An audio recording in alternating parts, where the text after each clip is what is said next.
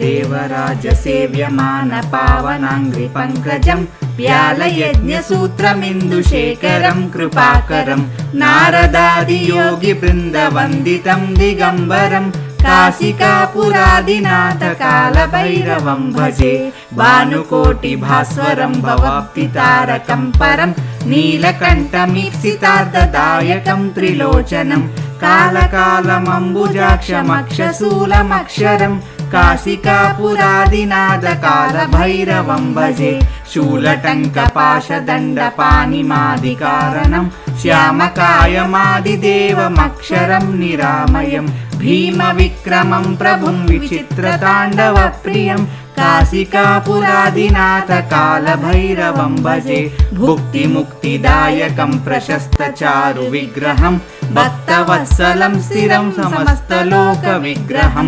निक्वनन्मनोज्ञहेम किङ्किणीलसत्कटिं काशिकापुरादिनाथ कालभैरवं भजे धर्मसेतुपालकं स्वधर्ममार्गनाशकं कर्मपाशमोचकं सुशर्मदायकं विभुं स्वर्णवर्णकेशपाशशोभिताङ्गमण्डलं काशिकापुरादिनाथ कालभैरवं भजे रत्नपादुकाप्रभाभिरामपादयुग्मकं नित्यमद्वितीयमिष्टदैवतं निरञ्जनं मृत्युदर्पनाशनं करालदंशमोक्षनं काशिकापुरादिनाथ कालभैरवं भजे अट्टहासभिन्नपद्मजाण्डकोशसन्ततिं दृष्टिपातनष्टपापजालमुग्रशासनम् अष्टसिद्धिदायकं कपालमालिकाधरं काशिकापुरादिनाथ कालभैरवं भजे